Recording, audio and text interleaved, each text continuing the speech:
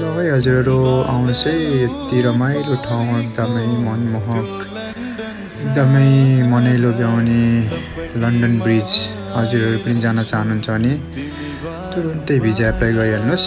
म चाहिँ गइसकेँ, हजुरहरू हेर्नुहोस् यो एकदमै रमाइलो ठाउँ लन्डन ब्रिज। ठुलो सिप आउँदाखेरि चाहिँ अटोमेटिक रूपमा चाहिँ यसरी चाहिँ यो ब्रिज चाहिँ अटोमेटिक ओपन हुन्छ र फेरि बन्द हुन्छ। हजुरहरू देख्न सक्नुहुन्छ यो हो लन्डन ब्रिज। एकदमै रमाइलो एकदमै अनौठो टाइपको अन्तखेरि यसरी चाहिँ पुल भाँचिएको हामीले लगभग बिरलै देख्छौँ, तर यस्तो किसिमको चाहिँ हामीले यो ठाउँमा चाहिँ देख्न सक्छौँ।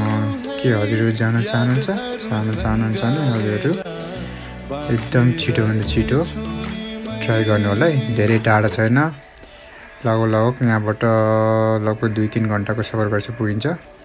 यो चाहिँ लन्डन ब्रिज चाहिँ जापानको तोबु वर्ल्ड स्क्वायरमा पाउन सक्नुहुन्छ हजुरहरू, अन्यथा नसोच्नु होला। यो चाहिँ एकदमै राम्रो ठाउँ, एकदमै सबै ठाउँको चाहिँ प्रतिनिधित्व गरिरहेको ठाउँ हो। सो हजुरहरूले हाम्रो देशबाहेक विभिन्न देशको आफ्नो गौरव बोकेको कुराहरू विशेषताहरू देख्न सक्नुहुन्छ। अहिलेलाई हस्त नमस्ते।